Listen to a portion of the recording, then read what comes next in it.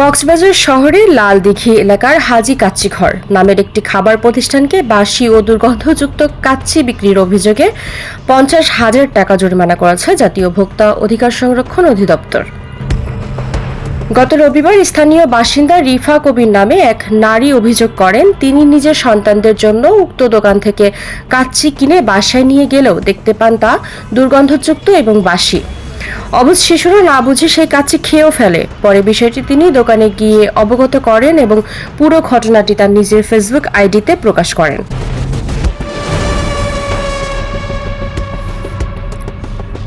ঘটনাটি নজরে আসে ভোক্তা অধিকার নিয়ে কাজ করা স্বেচ্ছাসেবী সংগঠন কনসিয়াল কনজিউমার সোসাইটি এর কক্সবাজার জেলার সদস্য এম ইরফান উদ্দিনের। তিনি ভুক্তভোগী নারীর সাথে যোগাযোগ করে বিস্তারিত জেনে জাতীয় ভোক্তা অধিকার সংরক্ষণ অধিদপ্তর কক্সবাজার শাখাকে বিষয়টি অবহিত করেন। বিষয় আমাকে শেয়ার করবেন, আপনি কি নিজেই ভুক্তভোগী? মানে আপনার ছেলে কি খেয়েছে খাবারটা? মানে খাবারটা কি আপনারাই বা আপনি কিনেছেন? ভাইয়া ওইটা প্রতিবাদ করছি আমি, খাইছো আমার বাচ্চা হচ্ছে একজন 12 বছর ক্লাস 7-এ পড়ে মডেল হাই স্কুলে।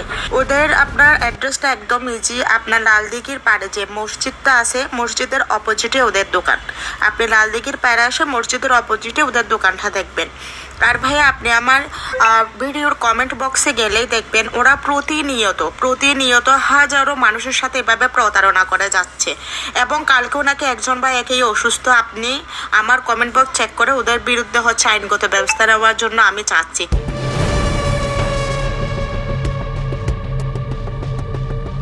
পরে সোমবার ভোক্তা অধিকার সংরক্ষণ অধিদপ্তরের একটি দল সরেজমিনে ওই প্রতিষ্ঠানে অভিযান পরিচালনা করে। অভিযানে দেখা যায় রান্নাঘরের পরিবেশ অত্যন্ত অস্বাস্থ্যকর, খাদ্য সংরক্ষণে চরম অব্যবস্থাপনা, তেলাপোকার অস্তিত্ব এবং খাদ্য প্রস্তুতকারীদের পরিচ্ছন্নতার অভাব রয়েছে। এসব কারণে প্রতিষ্ঠানটিকে 50,000 টাকা জরিমানা করা হয়।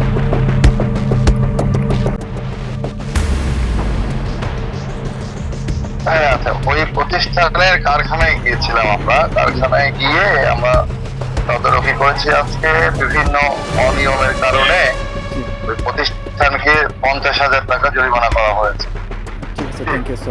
অভিযান শেষে অধিদপ্তরের পক্ষ থেকে সিসিএস সদস্য এম ইরফান উদ্দিনকে সহযোগিতার জন্য ধন্যবাদ জানানো হয়। একই সাথে ভুক্তভোগী রিফা কবিরকে অন্যায়ের প্রতিবাদ করায় সাধুবাদ জানানো হয়। ভোক্তা অধিকার সংরক্ষণ অধিদপ্তরের কর্মকর্তারা জানান, এমন অনিয়মের বিরুদ্ধে নিয়মিতভাবে অভিযান চললে এবং ভোক্তারা যাতে তাদের অধিকার বিষয়ে সচেতন থাকেন সে বিষয়ে সচেতনতাও বাড়াতে হবে। মৌফুলি, ডিডিসি, কক্সবাজার।